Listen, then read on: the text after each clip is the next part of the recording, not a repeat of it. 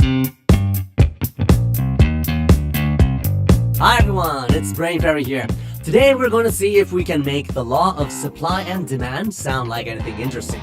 In economics class, you were probably shown this kind of graph and you were told that when some product's price is set high, less people want it, so demand is low and supply is high. Something like that. Beautiful explanation, but the words you just heard were product, price, supply, and demand. That's not going to get you interested in economics. Just to make it more interesting, let's change these words into a guy, out of shapeness, a bunch of shy guys, and girls looking for a date. Let's say we're at a party, and there's a bunch of guys and girls looking for a date. These guys are up for anything. They date anyone because they're desperate, they're shy. Now these girls are hot. Some are really picky about guys, but some are more generous. But anyway, they're all hot, that's all that matters. Now let's say the general out-of-shapeness of the guys are high.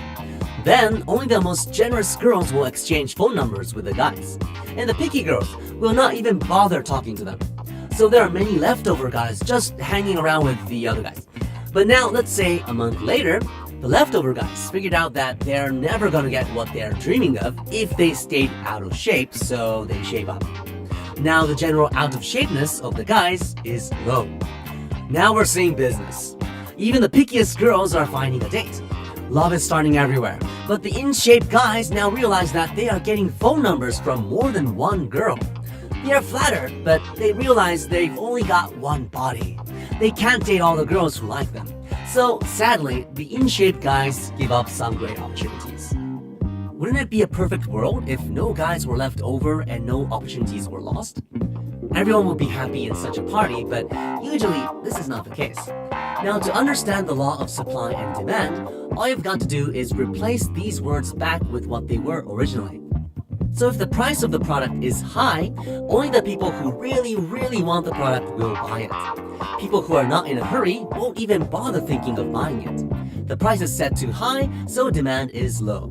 As a result, there are many leftovers. This is called a surplus or excess supply. Not a good situation if you're the seller of the product.